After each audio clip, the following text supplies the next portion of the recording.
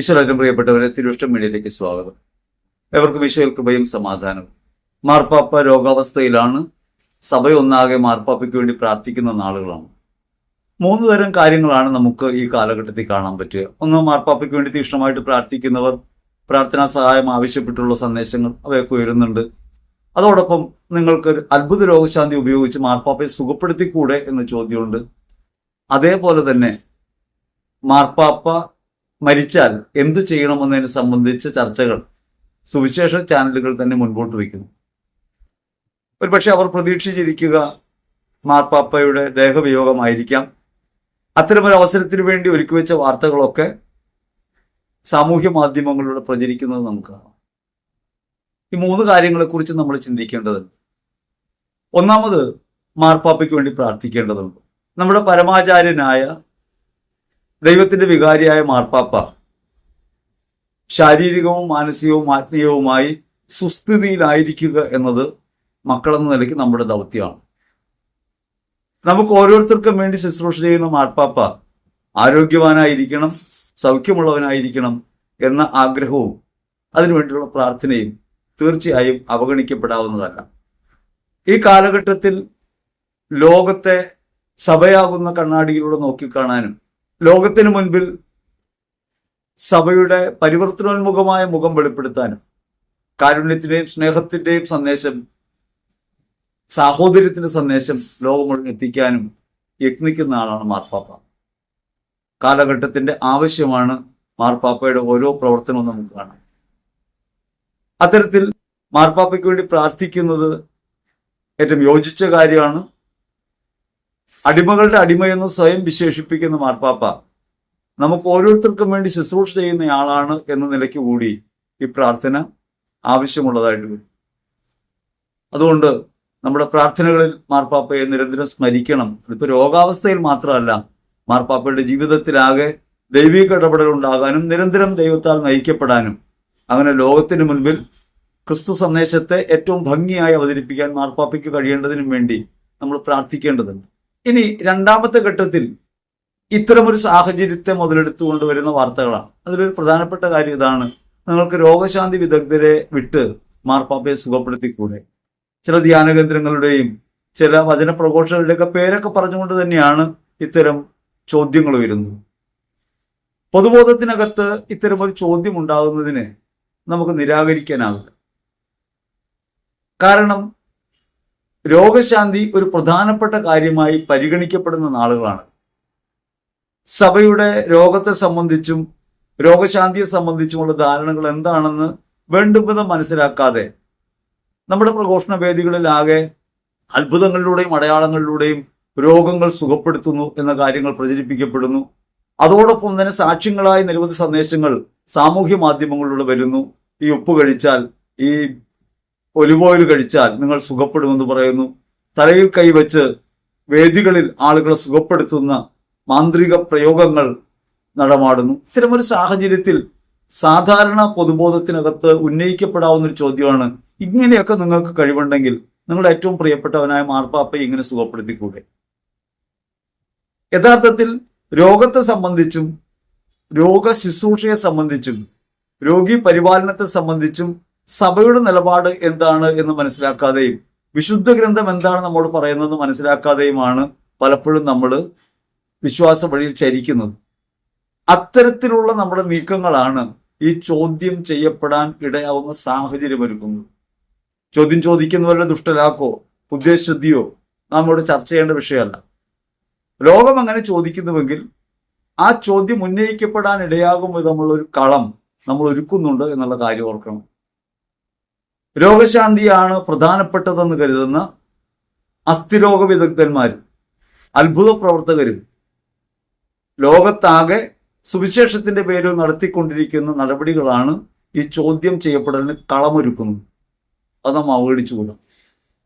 രോഗം യഥാർത്ഥത്തിൽ യേശുക്രിസ്തുവിൽ എങ്ങനെ നോക്കിക്കാണണമെന്നും ഓരോ രോഗാവസ്ഥയിലും രോഗി എങ്ങനെയാണ് പ്രത്യാശയോടെ ക്രിസ്തുവിൽ തന്റെ രോഗത്തെ നേരിടേണ്ടതെന്നും പഠിപ്പിക്കുന്നതിന് പകരം നിങ്ങൾ ഇവിടെ വരൂ, നിങ്ങൾ ഏത് രോഗവും സൗഖ്യപ്പെടുത്താമെന്ന് പറയുന്ന അത്ഭുത സാക്ഷ്യങ്ങൾ, അത്തരത്തിലുള്ള പ്രചാരവേലകൾ സുവിശേഷ പ്രവർത്തനത്തിന്റെ പേരിൽ നടക്കുന്നുണ്ട് എന്നതാണ് യഥാർത്ഥത്തിൽ ഈ ചോദ്യത്തിന് കാരണമായിട്ട് വരുന്നത്. അത്ഭുത രോഗശാന്തികൾ ഇല്ലെന്നോ രോഗസൗഖ്യം സാധ്യമല്ലെന്നോ നമുക്ക് അഭിപ്രായമില്ല. ഞാൻ തന്നെ നിങ്ങളുടെ മുമ്പിൽ ഇരിക്കുന്നത് അത്ഭുതകരമായ ഒരു സൗഖ്യത്തിന്റെ അടയാളമായിട്ടാണ്. 97 മരണത്തെ നേരിട്ടിരുന്ന എനിക്ക് കുമ്പസാരം എന്ന കൂദാശയിലൂടെ ദൈവം സൗഖ്യം തന്നു. ഇനി അതിൽ തന്നെ ഉണ്ടായ ഒരു കാര്യം ഞാൻ പറയാം. അപ്പൊ നിങ്ങൾക്ക് എങ്ങനെയാണ് ഈ രോഗസൗഖ്യങ്ങൾ തെറ്റായി വ്യാഖ്യാനിക്കപ്പെടുന്നതെന്ന് മനസ്സിലാവും. ഒരു കുമ്പസാരത്തിലാണ് എനിക്ക് സൗഖ്യം ഉണ്ടായത്. വർഷങ്ങളോളം ഞാൻ ഈ കാര്യം പുറത്ത് പ്രഘോഷണ വേദികളിൽ പറയുമ്പോൾ എവിടെ വെച്ച് എങ്ങനെ എന്നൊന്നും പറയാറില്ല. എന്നാൽ ഒരിക്കൽ ഞാൻ ഏത് ധ്യാന കേന്ദ്രത്തിൽ വെച്ചാണ് അല്ലെങ്കിൽ ഏത് ശുശ്രൂഷ മേഖലയിൽ വെച്ചാണ് ഈ സൗഖ്യം ഉണ്ടായെന്ന് പറയാനിടയായി. ഞാൻ ധ്യാനം കൂടാൻ പോയതല്ല, ഞാൻ ഒരു ധ്യാന കേന്ദ്രം കാണാൻ പോയതാണ്. അപ്പോൾ അവിടെ കുമ്പസാരിപ്പിച്ചിരുന്ന ഒരു പുരോഹിതൻ എന്നെ കുമ്പസാരിപ്പിച്ചു. അത് കുമ്പസാരം നടക്കുമ്പോഴും രോഗസൗഖ്യം ഉണ്ടാകുന്ന വിശ്വാസമോ രോഗസൗഖ്യത്തിനുള്ള പ്രാർത്ഥനയോ എന്റെ ഭാഗത്തുനിന്ന് ഉണ്ടായില്ല. നിന്റെ പാപവും രോഗവും മോചിച്ചിരിക്കുന്നു എന്ന് പറഞ്ഞപ്പോൾ എനിക്ക് സൗഖ്യം ഉണ്ടായെന്നാണ് ഞാൻ പറഞ്ഞത്. ഈ പറഞ്ഞ കൂട്ടത്തിൽ ഞാൻ പിന്നീട് അന്വേഷിച്ച് കണ്ടെത്തിയ ഏതായിരുന്നു ആ പുരോഹിതനെന്ന്. അദ്ദേഹം ഒരു സ്കൂൾ അധ്യാപകനായിരുന്നു, പ്രിൻസിപ്പലായിരുന്നു. അപ്പോൾ അദ്ദേഹത്തിന്റെ പേര് ഞാൻ പറയാനില്ലേ. തുടർന്നുണ്ടായ ചില കാര്യങ്ങൾ എന്നെ തന്നെ വിഷമിപ്പിക്കുന്ന രീതിയിലാണ്. ഞാനിതിങ്ങനെ പുറത്തു പറഞ്ഞ് കുറച്ചു നാൾ കഴിഞ്ഞപ്പോൾ ഇതേ പുരോഹിതൻ എന്നെ വിളിച്ചു. ഞാൻ അദ്ദേഹത്തെ കുറ്റപ്പെടുത്താനോ അല്ലെങ്കിൽ തരം താഴ്ത്താനോ വേണ്ടി പറയുന്നതല്ല. അദ്ദേഹം എന്നെ വിളിച്ചു. എന്നിട്ടൊന്ന് കാണണമല്ലോ എന്ന് പറഞ്ഞു. ഇപ്പൊ ഞാൻ പലവട്ടം കാണാമെന്ന് പറഞ്ഞെങ്കിലും സാങ്കേതികമായ കാരണങ്ങളാൽ കാണാൻ കഴിഞ്ഞില്ല.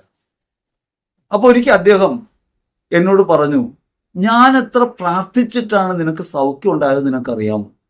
യഥാർത്ഥത്തിൽ ഒരു കുമ്പസാരം എന്ന കൂദാശയ്ക്കകത്ത് അദ്ദേഹം യേശുക്രിസ്തുവിൽ സഭ നൽകുന്ന ഒരു അധികാരം ഉപയോഗിച്ച് എന്റെ ആത്മാവിനെ വിശുദ്ധീകരിക്കുന്ന പ്രവൃത്തി നടത്തി, പാപക്ഷമ നടത്തി, സഭയുടെ ആശീർവാദം എനിക്ക് നൽകി. ആ സഭയുടെ ആശീർവാദമാണ് എന്നെ സൗഖ്യപ്പെടുത്തിയത്.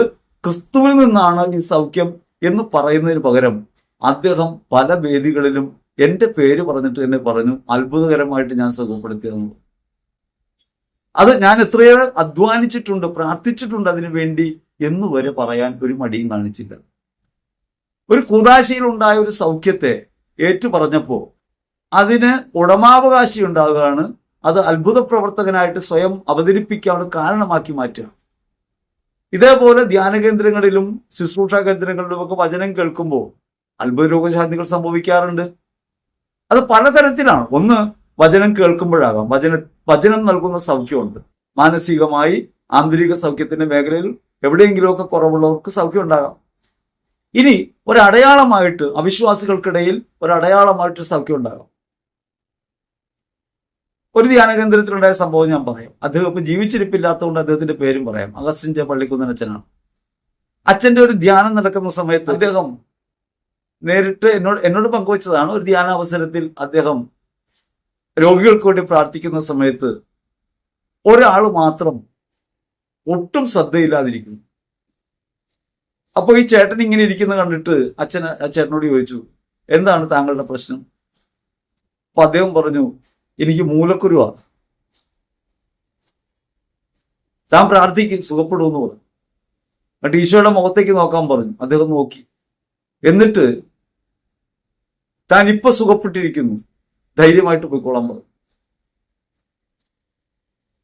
അദ്ദേഹം തന്റെ സീറ്റിലേക്ക് മടങ്ങി. പിന്നീട് അദ്ദേഹം സാക്ഷ്യപ്പെടുത്തി. അദ്ദേഹത്തിന്റെ രക്തസ്രാവം ഉണ്ടായിരുന്നു അമിതമായിട്ട്, അത് നിന്നു, രോഗസൗഖ്യം ഉണ്ടായി. പിന്നീട് സംഭവിച്ച കാര്യമാണ് അച്ഛൻ പറഞ്ഞത്.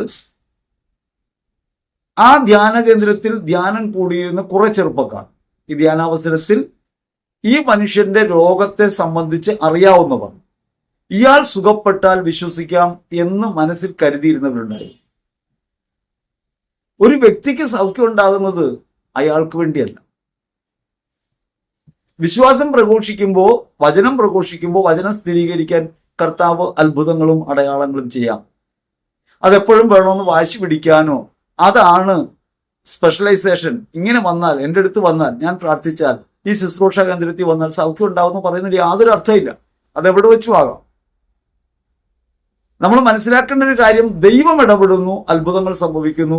ശാസ്ത്രത്തിന് തെളിയിക്കാൻ കഴിയാത്ത രീതിയിൽ പലപ്പോഴും അത്ഭുതകരമായ സൗഖ്യങ്ങൾ ഉണ്ടാകുന്നുണ്ട്. വിശുദ്ധാത്മാക്കൾ പ്രാർത്ഥിക്കുമ്പോൾ ഉണ്ടാകുന്നുണ്ട്, വരദാനങ്ങൾ ഉപയോഗിച്ചുള്ള പ്രാർത്ഥനയിൽ ഉണ്ടാകുന്നുണ്ട്. പക്ഷേ സഭ പ്രധാനമായിട്ട് കാണുന്നത് രോഗശാന്തിയല്ല. അങ്ങനെ രോഗശാന്തിയാണ് സഭ കണ്ടിരുന്നതെങ്കിൽ ലക്ഷക്കണക്കിന് ആശുപത്രികളാണ് സഭ നടത്തുന്നത്. അത്യന്താധുനിക സൗകര്യങ്ങളുള്ള ആശുപത്രികൾ മുതൽ ക്ലിനിക്കുകൾ വരെ സഭ നടത്തുന്നുണ്ട്. അതിപ്പോ തുടങ്ങിയ പ്രവൃത്തിയല്ല. ആതുര ശുശ്രൂഷ എന്നത് സഭയുടെ ഒരു പ്രധാനപ്പെട്ട കാര്യമാണ്. ആതുര ശുശ്രൂഷ കച്ചവടമായിട്ട് മാറുന്നുണ്ടോ എന്നുള്ള കാര്യം വേറെ നിലയ്ക്ക് ചിന്തിക്കേണ്ടതാണ്. പക്ഷെ ആതുര ശുശ്രൂഷ രംഗത്ത് നമ്മുടെ സന്യസ്തരും പുരോഹിതരും ഒട്ടേറെ പ്രവർത്തിക്കുന്നുണ്ട്, ഒട്ടേറെ സ്ഥാപനങ്ങൾ നടത്തുന്നുണ്ട്. അത്ഭുത രോഗശാന്തിയാണ് സഭയുടെ അടയാളമെങ്കിൽ സഭ ഇത്തരം സ്ഥാപനങ്ങൾ നടത്തില്ലല്ലോ. അപ്പൊ യഥാർത്ഥത്തിൽ സഭ ആതുര ശുശ്രൂഷയെ പ്രോത്സാഹിപ്പിക്കുന്നുണ്ട്. അത്ഭുതങ്ങളും അടയാളങ്ങളും സംഭവിക്കുന്നത് വചനം സ്ഥിരീകരിക്കാനാണ്, വിശ്വാസം വർദ്ധിപ്പിക്കാനാണ്. അത് ദൈവത്തിന് എവിടെയാണോ താല്പര്യമുള്ളത്, എവിടെയാണോ ഹിതമാവുന്നത് അവിടെ സംഭവിക്കുമെന്നല്ലാതെ എന്തെങ്കിലും ഒരു പ്രത്യേക കേന്ദ്രത്തിന്റെയോ കഴിവിന്റെയോ പേരിൽ സംഭവിക്കുമെന്ന പ്രചാരവേല ഉണ്ടാകുന്നത് കച്ചവട താല്പര്യം മുൻനിർത്തിയാണ്.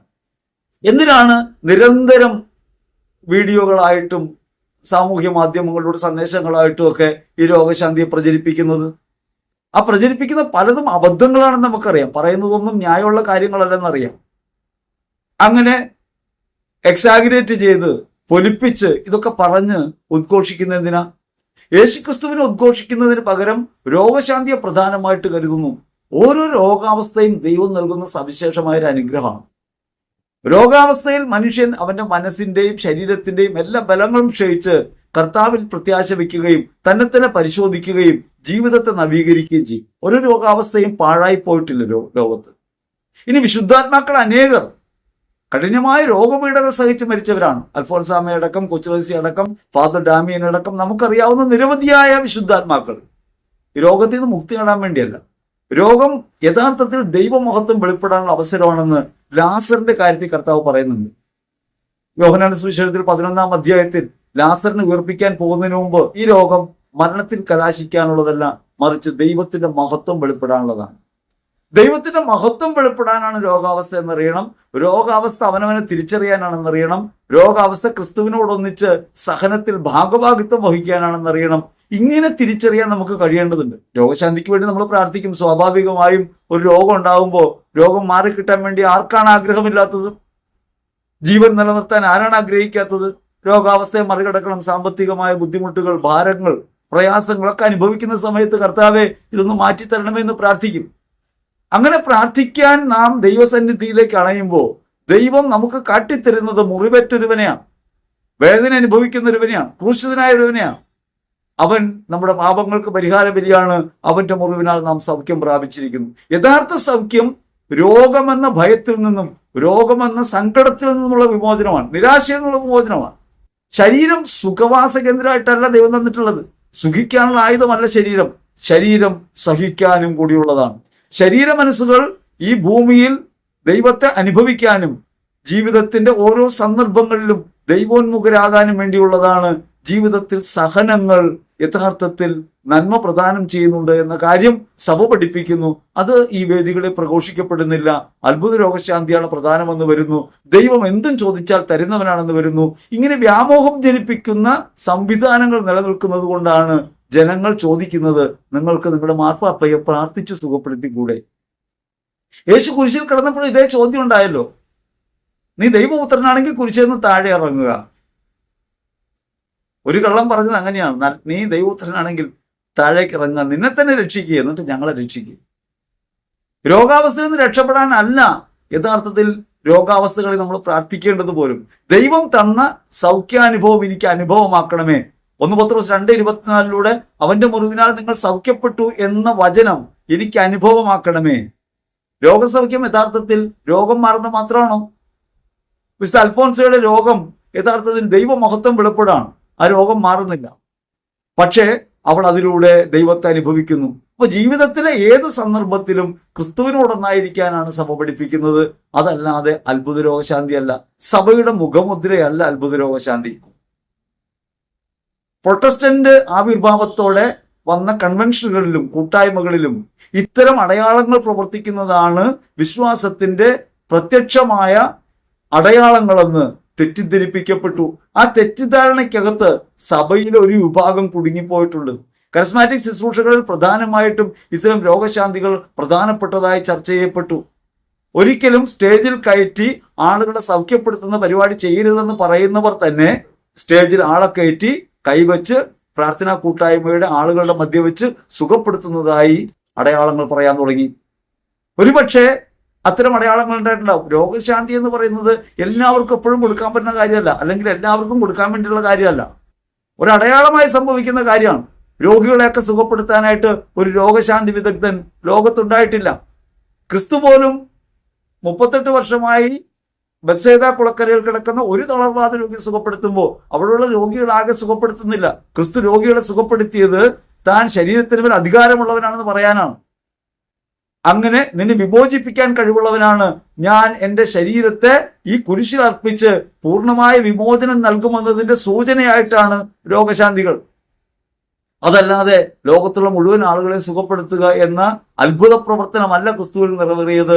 ക്രിസ്തു ചെയ്ത പ്രവൃത്തിയെ നാം തിരിച്ചറിയണം. അതേപോലെ ദൈവത്തിന്റെ വചനം പ്രഘോഷിക്കപ്പെടുമ്പോൾ അത്ഭുതങ്ങൾ ഉണ്ടാകാം, പക്ഷേ അത്ഭുതങ്ങളാണ് സുവിശേഷമെന്ന് കരുതരുത്. ഇത്തരമൊരു തെറ്റിദ്ധാരണ സമൂഹ മധ്യത്തിൽ പരന്നിട്ടുണ്ട്.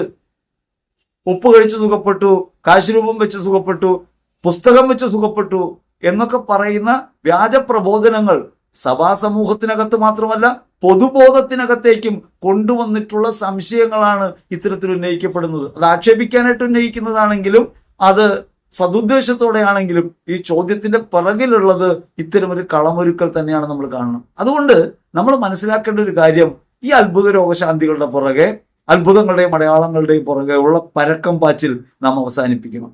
അങ്ങനെ അവസാനിപ്പിക്കാത്ത കാലത്തോളം ഇത്തരം വിമർശനങ്ങൾ ഉണ്ടാകും. ആ വിമർശനങ്ങൾ ആക്ഷേപകരങ്ങളായി തോന്നുന്നുവെങ്കിൽ ഒരു കാര്യം നാം മനസ്സിലാക്കണം, അതിനേക്കാൾ ആക്ഷേപകരങ്ങളാണ് നമ്മുടെ പ്രവൃത്തികൾ. കത്തോലിക്ക സഭ ഒരിക്കലും അംഗീകരിക്കാത്ത തരത്തിൽ ഒരു പൊതുവേദിയിൽ കൺവെൻഷനിൽ വെച്ച് ആളുകളെ വിളിച്ച് സ്റ്റേജിൽ കയറ്റി സൗഖ്യം പറയിപ്പിച്ച് നീ സുഖപ്പെട്ടു എന്ന് ഉറപ്പിച്ച് ആളുകളെ കൊണ്ട് സാക്ഷ്യം പറയിച്ച് അത്ഭുതമുണ്ടാക്കുന്നു. ക്രമേണ ഈ അത്ഭുതങ്ങൾക്കിടയ്ക്ക് നിരവധി വ്യാജകഥകളും വരുന്നുണ്ട്. അങ്ങനെ വ്യാജകഥകൾ വന്നത് പലപ്പോഴും ചർച്ച ചെയ്യപ്പെടുന്നുണ്ട്. ഇതൊക്കെ അപമാനകരമായി മാറുന്നത് ക്രൈസ്തവ വിശ്വാസത്തിനാണ്. വിശ്വാസം യഥാർത്ഥത്തിൽ രോഗശാന്തിക്ക് വേണ്ടിയുള്ളതല്ല. ഞാൻ രോഗിയായിരിക്കുമ്പോൾ ഞാൻ എൻ്റെ കർത്താവിന്റെ സന്നിധിയിൽ എന്നെ തന്നെ എളിമപ്പെടുത്തുകയും എൻ്റെ ശരീരത്തിന്റെയും മനസ്സിന്റെയും എല്ലാ പരിമിതികളെയും ലംഘിച്ച് ക്രിസ്തു സ്നേഹത്തിലേക്ക് പ്രവേശിക്കുകയും ചെയ്യും. ഈ ലോകത്ത് മനുഷ്യന്റെ നിസ്സാരതയെയും അവന്റെ താൽക്കാലികതയെയും വെളിപ്പെടുത്തുന്നവയാണ് രോഗങ്ങൾ. ആ രോഗങ്ങൾ യഥാർത്ഥത്തിൽ ക്രിസ്തുവിലേക്ക് തിരിയാനുള്ള വഴികൾ കൂടിയാണെന്ന് നമ്മൾ തിരിച്ചറിയണം. ഇനി രസകരമായൊരു കാര്യം, മാർപ്പാപ്പയ്ക്ക് വേണ്ടി പ്രാർത്ഥിക്കുന്നത് എങ്ങനെയാണ്? മാർപ്പാപ്പയ്ക്ക് വേണ്ടി പ്രാർത്ഥിക്കുന്നത് എല്ലാവരും സമർപ്പിച്ചുകൊണ്ടിരിക്കുകയാണ്. മാർപ്പാപ്പ എങ്ങനെയാ മാർപ്പാപ്പയായത്? പരിശുദ്ധ പിതാവ് ആ പദവിയിലേക്ക് വരുന്നത് ദൈവത്തിന്റെ തെരഞ്ഞെടുപ്പ് കൊണ്ടാണ്. ദൈവം തെരഞ്ഞെടുത്തത് എങ്ങനെയാണ്? ദൈവത്തിന്റെ തെരഞ്ഞെടുപ്പിനോട് പ്രത്യുത്തരിക്കുന്നതിലൂടെയാണ്. ഒരു മനുഷ്യനായിരിക്കാൻ, ഒരു പുരോഹിതനായിരിക്കാൻ, ഒരു മെത്രാനായിരിക്കാൻ, അങ്ങനെ നിരവധി ഘട്ടങ്ങളിൽ ദൈവത്തോട് സമ്മതം കൊടുത്ത് സ്വയം സമർപ്പിച്ച് ആചാര്യപദത്തിലെത്തിയ ആളാണ് പാപ്പ. ആ പാപ്പയെ ദൈവത്തിന് സമർപ്പിക്കുന്നവരായിട്ട് സഭ മാറുന്നു എന്ന് തോന്നാലോ? ജപമാല ചൊല്ലി സമർപ്പിക്കുന്നു, കുർബാനയെ സമർപ്പിക്കുന്നു, പ്രാർത്ഥനകളിലൊക്കെ സമർപ്പിക്കുന്നു. മാർപ്പാപ്പയെ സമർപ്പിച്ച് പ്രാർത്ഥിക്കുകയാണോ വേണ്ടത്? മാർപ്പാപ്പയ്ക്ക് വേണ്ടി പകരം നിന്ന് പ്രാർത്ഥിക്കുകയാണോ വേണ്ടത്? മാർപ്പാപ്പയ്ക്ക് വേണ്ടി നമ്മെ തന്നെ സമർപ്പിക്കാം, നമ്മുടെ സഹനങ്ങൾ കാഴ്ചവെക്കാം, നമ്മുടെ പ്രാർത്ഥനകൾ കാഴ്ചവെക്കാം. അത് മാർപ്പാപ്പയ്ക്ക് വേണ്ടി കാഴ്ചവെക്കുകയല്ലാതെ മാർപ്പാപ്പയെ സമർപ്പിക്കാൻ നമുക്കെന്താണ് അവകാശം? സ്വയം സമർപ്പിതനായതിലൂടെയാണ് മാർപ്പാപ്പ ആ സ്ഥാനത്തിരിക്കുന്നത്. പാപ്പ ആ സ്ഥാനത്തേക്ക് വരുന്നത് ദൈവത്തിന്റെ തെരഞ്ഞെടുപ്പാണ്. ഒരു സമർപ്പണം അതിന്റെ കൂടെയുണ്ട്. ആ തെരഞ്ഞെടുപ്പിനനുസരിച്ച് തന്നെ തന്നെ സമർപ്പിക്കുന്നതിലൂടെയാണ് പാപ്പയായിട്ടിരിക്കുന്നത്. ആ പാപ്പയെ നമ്മൾ സമർപ്പിക്കുന്നു എന്ന് പറയുന്നത് വീണ്ടും തെറ്റായ ഒരു ബോധം സൃഷ്ടിക്കുക. ലോകമാകെ മാർപ്പാപ്പയ്ക്ക് വേണ്ടി പ്രാർത്ഥിക്കുന്നു, ലോകമാകെ മാർപ്പാപ്പയ്ക്ക് വേണ്ടി പ്രാർത്ഥിക്കണം. അത് മാർപ്പാപ്പ സൗഖ്യമാകണമെന്ന നമ്മുടെ ആഗ്രഹം അതിന്റെ പുറകിലുണ്ട്, നമ്മുടെ ഐക്യദാർഢ്യമുണ്ട്, നമ്മുടെ സ്നേഹത്തിന്റെ പ്രവൃത്തി അതിനകത്തുണ്ട്. ദൈവത്തിന്റെ സന്നിധിയിൽ നമ്മെ തന്നെ എളിമപ്പെടുത്താനും നമ്മുടെ ജീവിതത്തിലെ പ്രാർത്ഥനകളും ക്ലേശങ്ങളും ഒക്കെ പാപ്പയുടെ രോഗസൗഖ്യത്തിനായി കാഴ്ചവെച്ച് പ്രാർത്ഥിക്കാനും നമുക്ക് പറ്റും. അങ്ങനെ കാഴ്ചവെക്കുന്നതിലൂടെ മാർപ്പാപ്പ സൗഖ്യം പ്രാപിക്കുന്നതിലൂടെ അല്ലെങ്കിൽ മാർപ്പാപ്പ അനുഗ്രഹിക്കപ്പെടുന്നതിലൂടെ മാർപ്പാപ്പ ദൈവാനുഭവത്തിന്റെ പുതിയ തലത്തിലേക്ക് എത്തുന്നതിലൂടെ യഥാർത്ഥത്തിൽ ദൈവജനം ഒന്നാകെ ആ സൗഖ്യത്തിന്റെ ഭാഗം അനുഭവിക്കും. അങ്ങനെ പ്രാർത്ഥനയിലേക്ക് തിരിയാൻ, ദൈവാഭിമുഖ്യം ഉണ്ടാകാൻ, ദൈവാനുഭവം ഉണ്ടാകാൻ വേണ്ടിയുള്ള ഒരു അവസരം കൂടിയാണ് പാപ്പയ്ക്ക് വേണ്ടി പ്രാർത്ഥിക്കുന്നത്. പാപ്പയ്ക്ക് രോഗം വരുമ്പോൾ മാത്രമല്ലല്ലോ പ്രാർത്ഥിക്കേണ്ടത്, പാപ്പയ്ക്ക് വേണ്ടി നിരന്തരം പ്രാർത്ഥിക്കേണ്ടതല്ലേ? എന്തേ മറന്നുപോയോ? പാപ്പയ്ക്ക് വേണ്ടി എന്നും പ്രാർത്ഥിക്കേണ്ടതാ.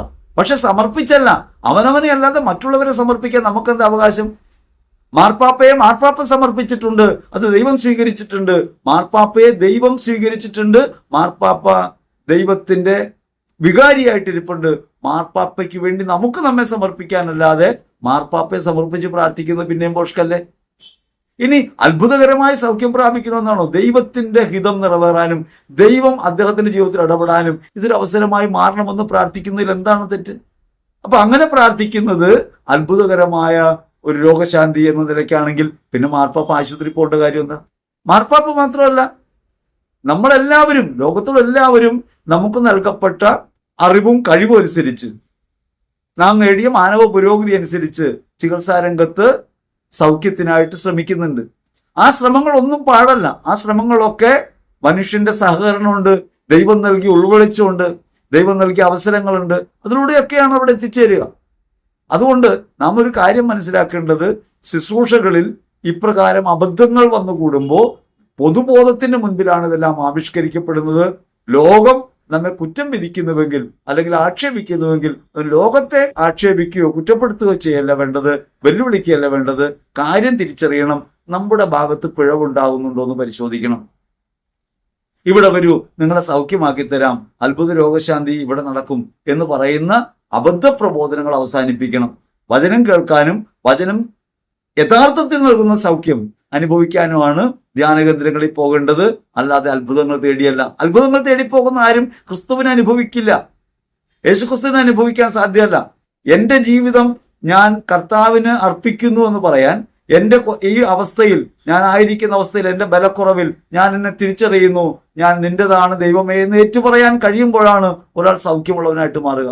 സുഖവാസന എന്നുള്ള മോചനമാണ് യഥാർത്ഥത്തിൽ പറഞ്ഞാൽ സൗഖ്യം. സൗഖ്യം എന്ന് വെച്ചാൽ എന്റെ ശരീരം സഹിക്കാൻ വേണ്ടി കൂടിയുള്ളതാണ്. മറ്റുള്ളവർക്ക് വേണ്ടി വിയർപ്പൊഴുക്കാനും മറ്റുള്ളവർക്ക് വേണ്ടി സഹിക്കാനും, ലോകത്തിന്റെ സഹനങ്ങളെ ക്രിസ്തുവിന്റെ സഹനങ്ങളുമായി ചേർത്ത് വെച്ച് ആ സഹനത്തിന്റെ മധ്യത്തിൽ മഹത്വത്തിലേക്ക് പ്രവേശിക്കാനും വിളിക്കപ്പെട്ടവരാണ് നമ്മൾ. ഈ ഒരു ബോധ്യമാണ് കത്തോലിക്ക സഭ പഠിപ്പിക്കുക, യേശു ക്രിസ്തു വചനത്തിലൂടെ നമ്മെ പഠിപ്പിക്കുന്നത്. അതുകൊണ്ട് രോഗം മാറുക എന്ന താൽക്കാലികതയിൽ ഉടക്കിപ്പോകുന്ന വിശ്വാസികൾ യഥാർത്ഥത്തിൽ ഇത്തരം എലിക്കണികളിൽ വീണു പോകുന്നുണ്ട്. അതുകൊണ്ടാണ് ലോകത്താകെ ഇത്തരം പ്രചാരപേരം ഉണ്ടാകുന്നത് കൊണ്ടാണ് ലോകം തെറ്റായിട്ട് പ്രതികരിക്കുന്നത്. അപ്പോൾ ആ സൂചന കണ്ട് നമ്മൾ ഒരു കാര്യം മനസ്സിലാക്കണം, രോഗശാന്തി അല്ല ദൈവാനുഭവം എന്ന തലത്തിലേക്ക് നമുക്ക് വരാൻ പറ്റണം. രോഗശാന്തിയാണ് ദൈവാനുഭവം എന്ന് പറഞ്ഞാൽ, യഥാർത്ഥത്തിൽ ഒരു ധ്യാനം കൂടിയിരിക്കുമ്പോൾ ഒരു സഹോദരി എന്നോട് വന്നിട്ട് പറഞ്ഞാണ്, ധ്യാനം കൂടുന്ന സമയത്തൊക്കെ കരഞ്ഞു പ്രാർത്ഥിച്ചു, ദൈവം എന്നെ തൊടുമെന്ന് വിചാരിച്ചു, എന്നെ മാത്രം തൊട്ടില്ല. കടുത്ത നിരാശയിലേക്കാണ് പോകുന്നത്. ദൈവം തൊടാത്തവരായ ആരുണ്ട്? വേദനയുടെയും സഹനത്തിന്റെയും സമയത്ത് നമ്മുടെ മുമ്പിൽ ക്രിസ്തുവിന്റെ സഹനമുണ്ട്. ആ സഹനത്തോട് ചേർത്ത് വെച്ച് എന്റെ സഹനങ്ങളുടെ പരിമിതി, എന്റെ സഹനങ്ങളുടെ നിസ്സാരത ഞാൻ തിരിച്ചറിയുമ്പോഴാണ് യഥാർത്ഥത്തിൽ ഞാൻ സൗഖ്യമുള്ളവനായിട്ട് മാറുക. നമ്മൾ സാധാരണ രോഗമുള്ളവരൊക്കെ തങ്ങളുടെ രോഗങ്ങളെ കുറിച്ച് വലിയ ആകുലത ഉള്ളവരായിരിക്കും. എന്തുകൊണ്ടാണ് അത്ര ആകുലത വരുന്നത്? തങ്ങളെക്കാൾ സഹിക്കുന്നവരെ കാണാത്തതുകൊണ്ടാണ്. ഈ സഹനങ്ങളൊക്കെ ദൈവം നമുക്ക് അനുവദിക്കുന്ന എന്തിനാ? അതൊക്കെ ആൾക്കാർ ചോദിക്കുമല്ലോ, രോഗം വരുത്തണ എന്തിനാ ദൈവം? ഇത് പ്രകൃതിയുടെ ഭാവമാണ്. ക്ഷയോന്മുഖത എന്ന് പറയുന്നത് ശരീരത്തിന്റെ ഭാഗമാണ്. നശ്വരമാണ് ശരീരം. അനശ്വരതയിലേക്ക് പ്രവേശിക്കണമെങ്കിൽ ഈ നശ്വരതയെ മനസ്സിലാക്കണം. ഈ ലോകത്തിനപ്പുറം ജീവിതം ഉണ്ടെന്ന് പറയുന്നതിന് അർത്ഥം എന്താ? നിങ്ങളിപ്പോൾ അനുഭവിക്കുന്ന ഈ അനുഭവങ്ങളെക്കാൾ അപ്പുറത്തൊരു കാര്യമുണ്ട്. ഈ അനുഭവങ്ങൾ പരിപൂർണതയല്ല. നിങ്ങളുടെ സുഖവും ദുഃഖവും ആപേക്ഷികമാണ്, സൗഖ്യവും രോഗവും ആപേക്ഷികമാണ്. ഈ ആപേക്ഷികതയ്ക്കകത്ത് കുടുങ്ങാതെ ഇതിനകത്ത് ദൈവാഭിമുഖ്യം കണ്ടെത്താൻ പറ്റണം, ദൈവോന്മുഖമാകാൻ പറ്റണം, ക്രിസ്തുവിലേക്ക് തിരിയാൻ പറ്റണം. അങ്ങനെ ക്രിസ്തുവിലേക്ക് തിരിയുമ്പോൾ എന്താ? എനിക്കൊരു രോഗം വന്ന് എനിക്ക് രോഗത്തിന് സൗഖ്യം ഉണ്ടായപ്പോൾ അല്ലെങ്കിൽ രോഗാവസ്ഥയിലൂടെ ഞാൻ കടന്നു പോയപ്പോൾ ഞാൻ രോഗികളെ മനസ്സിലാക്കി, വേദന അനുഭവിക്കുന്നവരെ മനസ്സിലാക്കി. മരണത്തോട് നേരിടുന്ന ഒരു രോഗി അനുഭവിക്കുന്ന ഹൃദയവ്യത എന്താണെന്നും അയാൾ അനുഭവിക്കുന്ന ബുദ്ധിമുട്ട് എന്താണെന്നും എനിക്ക് മനസ്സിലായി. അതുകൊണ്ട് ഒരു രോഗിയെയും അവഗണിക്കാൻ എനിക്ക് സാധ്യമല്ല. അത് ഒരു രോഗാവസ്ഥ എനിക്ക് പകർന്നു തന്ന കാര്യമാണ്. ജീവിതത്തിന്റെ നിരർത്ഥകത, നിസ്സാരത എനിക്ക് മനസ്സിലായത് എൻ്റെ രോഗാവസ്ഥയിലാണ്. ആ രോഗം ഉണ്ടായപ്പോഴാണ് എനിക്ക് മനസ്സിലായത് എൻ്റെ അഹങ്കാരത്തിന് തെല്ലും വിലയില്ല, അത് നിലനിൽക്കുന്ന കാര്യമല്ല, വെറും തകർന്നടിഞ്ഞു പോകാവുന്ന, മണ്ണായി പോകാവുന്ന ഒരാളാണ് ഞാനെന്ന് എനിക്ക് ബോധ്യം വന്നു. തിരിച്ചു നടക്കാൻ കാരണമാവുന്ന അതാ. അപ്പൊ അതുകൊണ്ട് അവനവനെ തന്നെ പരിശോധിക്കാനും ദൈവോന്മുഖരായിരിക്കാനും സ്നേഹത്തിൽ വർത്തിക്കാനും നമുക്ക് കഴിയുന്നത് രോഗാവസ്ഥയിലാണ്. ഒരു സഹോദരൻ കഠിനമായ രോഗാവസ്ഥയിൽ ശ്വാസം കിട്ടാതെ പിടയാണ്. അങ്ങനെ ശ്വാസം കിട്ടാതെ പിടഞ്ഞു, കൈകാലുകളൊക്കെ കെട്ടിയിട്ട് അദ്ദേഹം ഒരു ആശുപത്രി കിടക്കുകയാണ്, കാരിത്താസ് ആശുപത്രിയിൽ. അദ്ദേഹത്തിന് വേണ്ടി ഞങ്ങളൊക്കെ പ്രാർത്ഥിച്ചുകൊണ്ടിരിക്കുകയാണ്. അങ്ങനെ പ്രാർത്ഥിക്കുന്ന സമയത്ത് അദ്ദേഹത്തിന് ബോധം വന്നു. ബോധം വന്നപ്പോ അദ്ദേഹം ബോധത്തിൽ നിന്ന് എഴുന്നേറ്റിട്ട് ആദ്യം പറഞ്ഞത് തന്റെ സഹോദരനുമായിട്ടുള്ള ശത്രുത അവസാനിപ്പിക്കുന്നു എന്നാണ്. ഒന്ന്. രണ്ടാമത്, പലിശയ്ക്ക് പണം കൊടുത്തിട്ടുണ്ടായിരുന്നു, അതൊന്നും ഇനി വേണ്ട എന്ന് പറയുന്നതാണ്. മൂന്നാമത് പറഞ്ഞത് ഒരു ധ്യാനം കൂട്ടണമെന്നാണ്. ജീവിതത്തിൽ ഒരിക്കലും ധ്യാനം കൂടാനോ അല്ലെങ്കിൽ കരിസ്മാറ്റിക് പ്രസ്ഥാനത്തിലോ ഒരു താല്പര്യമില്ലാത്ത മനുഷ്യൻ എല്ലാ ദിവസവും കൂദാശയ്ക്ക് പോകും, കുർബാനയ്ക്ക് പോകും, ഔദാര്യ പ്രവൃത്തികളൊക്കെ ചെയ്യുന്നുണ്ട്, ഒപ്പം തന്നെ പലിശയ്ക്കും കൊടുക്കുന്നുണ്ട്. അങ്ങനെ ജീവിച്ചിരുന്ന ഒരാൾ തന്റെ ജീവിതത്തിലെ ഒരു പ്രത്യേക നിമിഷത്തിൽ സഹോദരനുമായിട്ടുണ്ടായിരുന്ന വളരെയേറെ വർഷങ്ങൾ ഉള്ള ഒരു വലിയ കലഹം ഒഴിവാക്കാൻ തീരുമാനിക്കുന്നു. എവിടെ വെച്ചാണ്? തന്റെ ജീവിതത്തിന് നിരർത്ഥകത ബോധ്യപ്പെടുമ്പോഴാണ്. അതുകൊണ്ട് എനിക്കും നിങ്ങൾക്കും രോഗം ഉണ്ടാവുമ്പോൾ, ചെറുതും വലുതുമാകട്ടെ, രോഗം ഉണ്ടാകുമ്പോൾ നാം മനസ്സിലാക്കേണ്ടത് ഇത്രയേ ഉള്ളൂ ശരീരം, ഇത്രയേ ഉള്ളൂ ജീവിതം, ഇത്രയേ ഉള്ളൂ സുഖം.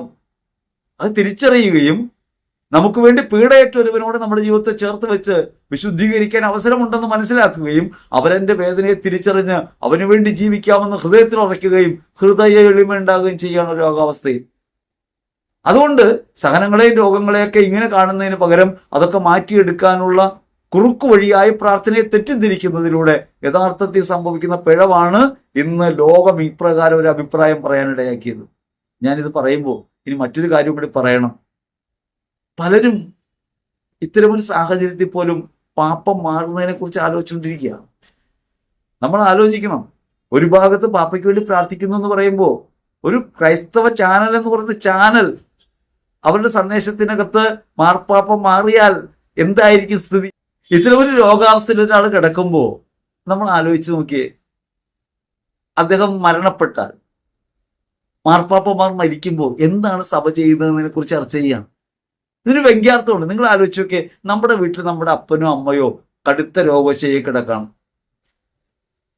അപ്പോൾ നമ്മുടെ അടുത്ത് വന്നിട്ട് ചോദിക്കുകയാണ്, ഈ എല്ലാവരെയൊക്കെ അറിയിക്കണ്ടേ, ദൂരെയുള്ളവരൊക്കെ വരാൻ വൈകൂല്ലേ, ഈ മരണാനന്തര ചടങ്ങ് എങ്ങനെയാണ് നടത്തേണ്ടത്, അതിനുശേഷം എന്താണ് ചെയ്യേണ്ടത്, സ്വത്ത് വായിക്കേണ്ടത് എങ്ങനെയാണെന്ന് ആ സമയത്ത് ചോദിച്ചാൽ നമ്മുടെ ആഗ്രഹം എന്താന്ന് അതിനർത്ഥമുള്ളത്? നിഷ്കളങ്കമായിട്ട് തോന്നുക. പക്ഷെ അതിനകത്തുള്ള ആഗ്രഹം എന്താ? മാർപ്പാപ്പ, ഓരോ മാർപ്പാപ്പമാർ കാലം ചെയ്യുമ്പോഴും മാർപ്പാപ്പമാർ ദൈവസന്നിധിയിലേക്ക് പോകുമ്പോഴും സഭ അതിൻ്റെതായ നടപടികളിലൂടെ പോകും. അതിനിവിടെ കിടന്ന് ചർച്ച ചെയ്യേണ്ട കാര്യമില്ല. അതൊരു ചാനലിന്റെ പ്രശ്നമല്ല, അതൊരു വിശ്വാസിയുടെ പ്രശ്നമല്ല. അത് പ്രോപ്പർ ചാനലുണ്ട്, അത് സ്വാഭാവികമായിട്ട് സംഭവിക്കും. അത്തരമൊരു സാഹചര്യത്തിൽ ഇങ്ങനെ ഒരു ചർച്ച ഉന്നയിക്കപ്പെടുന്നതിന്റെ ഉള്ളിലുള്ളത് എന്താണ്? ഉള്ളിലുള്ള ദാഹമാണ് വെളിപ്പെടുക, അല്ലെങ്കിൽ ഉള്ളിലുള്ള ചില ആഗ്രഹങ്ങൾ, ചില തോന്നലുകൾ വെളിപ്പെടുകയാണ്. ഏറ്റവും പ്രിയപ്പെട്ടവരെ, മനുഷ്യന്റെ ജീവിതം നശ്വരമാണ്, നിലനിൽക്കുന്നതല്ല. അത് മാർപ്പാപ്പയായാലും അൽമായനായാലും തെരുവിൽ കിടക്കുന്ന ഒരു സാധാരണ മനുഷ്യനായാലും ഒരേപോലെയാണ്. ജീവിതം നശ്വരമാണ്, ക്ഷണികമാണ്. നമ്മൾ പലപ്പോഴും കാണും, രോഗിയോട് പറയും 3 മാസം ആയുസുള്ളതെന്ന്, 1 മാസം കൊണ്ട് ഡോക്ടർ തന്നെ മരിച്ചു. കാരണം ഇതിവിടെ നിലനിൽപ്പുള്ള ലോകമല്ല. നമ്മുടെ പ്രവചനങ്ങളോ നമ്മുടെ താല്പര്യങ്ങളോ അല്ല നിറവേറുക ദൈവത്തിന് ഇഷ്ടം. ഓരോരുത്തരും അവരുടെ സമയം പൂർത്തിയാകുമ്പോൾ ദൈവത്തിന്റെ സന്നിധിയിലേക്ക് പോകും. നാം അങ്ങനെ പോകാൻ വിളിക്കപ്പെട്ടവരാണ്. ഈ ബോധ്യത്തോടെയാണ് നമ്മൾ ജീവിക്കേണ്ടത്. ആ ബോധ്യത്തോടെ ജീവിക്കുന്ന ആളാണ് മാർപ്പാപ്പ. മാർപ്പാപ്പയ്ക്ക് ഇതിനെക്കുറിച്ച് ആശങ്ക ഉണ്ടാകാൻ ഇടയില്ല. ഇതൊന്നും കേട്ടാൽ ഇളകാനും ഇടയില്ല. കാരണം അദ്ദേഹം പണ്ടേ മരിച്ച മനുഷ്യനാണ്. തന്നെ ഉപേക്ഷിച്ച് സ്വയം മരിച്ചിട്ടാണ് ഒരാൾ ക്രൈസ്തവനാകുന്നത്. അങ്ങനെയാണ് മാമോദിസയിൽ. ആ മാമോദിസ വ്രതത്തിന്റെ ആഘോഷമായ പൗരോഹിത്യ വ്രതത്തിലേക്ക് വരുമ്പോൾ വീണ്ടും ഈ മരണത്തെ സ്ഥിരീകരിക്കുകയാണ്. മത്രാനാകുമ്പോഴും മാർപ്പാപ്പയാകുമ്പോഴും അവനവനെ തന്നെ അങ്ങനെ സ്വയം ഉപേക്ഷിച്ച് ക്രിസ്തുവിലായി തീർന്നയാളാണ്. അതുകൊണ്ട് അത്തരം കാര്യങ്ങളെക്കുറിച്ചുള്ള ഉത്കണ്ഠകൾ അനാവശ്യമാണ്. നമ്മൾ മാർപ്പാപ്പയ്ക്ക് വേണ്ടി പ്രാർത്ഥിക്കണം. മാർപ്പാപ്പയ്ക്ക് വേണ്ടി പ്രാർത്ഥിക്കുമ്പോൾ നാം ഓർക്കേണ്ടത് ദൈവം അദ്ദേഹത്തിലൂടെ ചൊരിഞ്ഞ നന്മകളെക്കുറിച്ചാണ്. പകരമായി നമ്മളൊന്നും കൊടുത്തിട്ടില്ല. നമ്മുടെ സമയവും നമ്മുടെ ക്ലേശങ്ങളും നമ്മുടെ പരിത്യാഗങ്ങളും ഒക്കെ ദൈവത്തിന്റെ സന്നിധിയിൽ അദ്ദേഹത്തിനോട് കാഴ്ചവെക്കാം. അത് രോഗസൗഖ്യത്തിന് വേണ്ടി മാത്രമല്ല, അദ്ദേഹത്തിലൂടെ ഈ ലോകത്തിന് ദൈവം നൽകാൻ ഉദ്ദേശിക്കുന്ന അനവധിയായ നന്മകൾക്ക് വേണ്ടി കൂടി നമുക്ക് പ്രാർത്ഥിക്കാം. അദ്ദേഹത്തിന് ദൈവം രോഗശാന്തി നൽകട്ടെ എന്ന് പ്രാർത്ഥിക്കാം. ഒപ്പം തന്നെ അദ്ദേഹത്തിലൂടെ ഈ ലോകത്തിലേക്ക് നമ്മിലേക്ക് വന്ന സന്ദേശങ്ങളെ ഹൃദയപൂർവ്വം സ്വീകരിക്കാം. അദ്ദേഹത്തിന്റെ പരമാചാര്യ പദത്തെ ഓർക്കാം. നമുക്ക് അദ്ദേഹത്തിനോട് പ്രാർത്ഥിക്കുകയും ഐക്യദാർഢ്യം പ്രഖ്യാപിക്കുകയും സ്നേഹത്തിൽ ഒന്നാകുകയും ചെയ്യാം. അങ്ങനെ സഭ ഒന്നായി തീരുകയാണ് യഥാർത്ഥത്തിൽ ഓരോ പ്രാർത്ഥനയിലും എന്ന കാര്യം ഓർക്കാം. അത്ഭുത രോഗശാന്തികളെ കുറിച്ചുള്ള ഉത്കണ്ഠകളും താല്പര്യങ്ങളും പ്രചാരവേലകളും ഒക്കെ യഥാർത്ഥത്തിൽ വിശ്വാസ വിരുദ്ധമായി തീരുന്നുണ്ട് എന്ന കാര്യം പ്രത്യേകമായി ചിന്തയ്ക്കെടുക്കണം. നമുക്ക് തന്നെ രോഗം ഉണ്ടാകുമ്പോഴും നമ്മുടെ കൂട്ടത്തിലുള്ളവർക്ക് രോഗം ഉണ്ടാകുമ്പോഴും അത്ഭുത രോഗശാന്തിയാണോ നാം പ്രാർത്ഥിക്കേണ്ടത്? ദൈവത്തിന്റെ സന്നിധിയിലേക്ക് ആ സാഹചര്യത്തെ കയ്യേൽപ്പിക്കുകയും വിശ്വാസപൂർവ്വം അവിടുത്തെ സന്നിധിയിൽ താഴ്മയോടെ ഇരിക്കുകയാണ് വേണ്ടത് എന്ന കാര്യത്തെക്കുറിച്ചും പര്യാലോചിക്കണം. ദൈവം നമ്മെ സമൃദ്ധമായി അനുഗ്രഹിക്കട്ടെ. ആമേൻ.